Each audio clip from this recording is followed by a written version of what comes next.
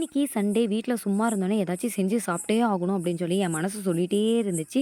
சரி ஃபீல் பண்ணாத ஏதாச்சும் செய்யலாம் அப்படின்னு சொல்லிட்டு வீட்ல என்ன இருக்குன்னு சொல்லி கண்டுபிடிச்சா, குட்டி பன்னு பாக்கெட் தாங்க இருந்துச்சு. என்னடா இது நம்ம வாய் சைஸ்க்கு இருக்கே! சரி இத வச்சு பன் பட்டர் செய்யலாம் அப்படின்னு சொல்லிட்டு என் மூளை வந்து ஐடியா குடுத்துச்சா, அத நான் ஃபாலோ பண்ணிட்டேன். ஃபர்ஸ்ட்டு பன் எடுத்து வாய பொளக்குற மாரி 2ஆ கட் பண்ணிக்கோங்க. அதுக்குள்ள கொஞ்சம் பட்டரும், கொஞ்சம் சுகரும் வச்சு ரெடி பண்ணிக்கோங்க.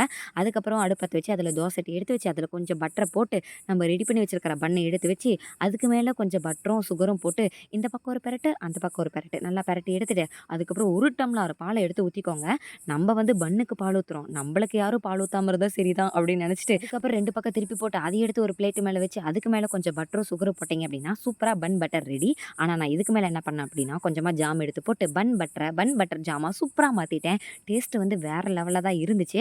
ஆனா இது செய்யறதுக்கு நான் எத்தன டைம் வீடியோ பார்த்தேன் அப்படிங்கிறது எனக்கு தான் தெரியும். ஒரு வழியா செஞ்சுட்டேன். சூப்பரா இருந்துச்சு. நீங்களும் ட்ரை பண்ணி பாருங்க. அடுத்து என்ன ரெசிபி செய்யலாம்னு சொல்லிட்டு கமெண்ட் பண்ணுங்க.